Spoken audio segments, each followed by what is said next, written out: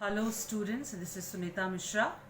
So all of you know that we are studying the chapter Matter in Our Surroundings, and we have studied so many topics. Now the next topic we are studying is the effect of change of temperature. So first, in the previous lesson I will teach you what is boiling, what is melting. Now I am going to teach you what is condensation and what is freezing. So first I am going to tell you what is condensation. Now suppose if you cool a steam or water vapor, then it is converted into the liquid or water. So in this case a gas or steam changes into a liquid.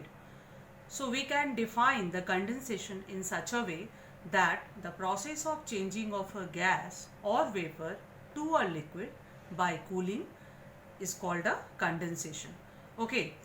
Now a change of state or gas to liquid takes place during the condensation, and it means that when we are steam or when the steam or the water vapor changes into into water on cooling, it is called the condensation. Okay. Now how this process takes place? This process takes place that when a gas cooled, so what will happen? Then its kinetic energy, that is going to be very much decreases, and that's why the particles, they are moved closer to each other and they start being attracted to each other. Okay, so these all functions are due to the decreasing of their kinetic energy, and thus all the vapors, all the gases, they combine and form into the liquid. So in this way the condensation process takes place. Now we can see this also, that condensation is the reverse of the boiling. Okay.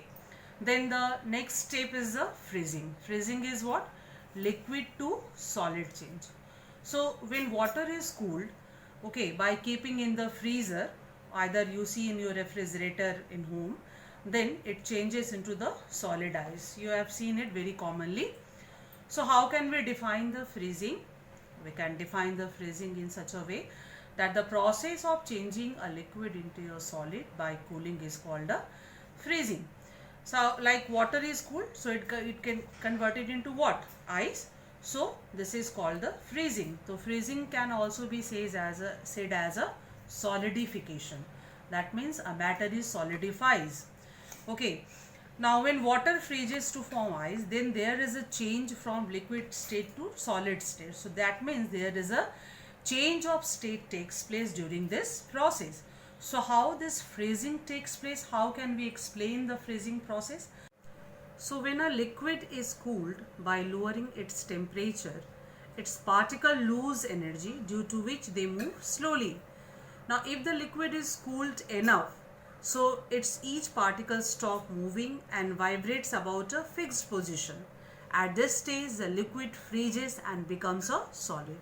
So here also we will see that there is a change of state takes place from liquid to solid state. So all these changes, either it is a boiling, either it is a melting, either it is a condensation, either it is a freezing, all these are change of a state of matter from one form to other, and all these changes are brought about by the effect of the change of the temperature. Either the temperature can be increased or the temperature can be decreased. So by increasing the temperature or by decreasing the temperature, a form of a solid or a matter can be changed from one form to the other. Okay. So up to this I will tell you in the next class.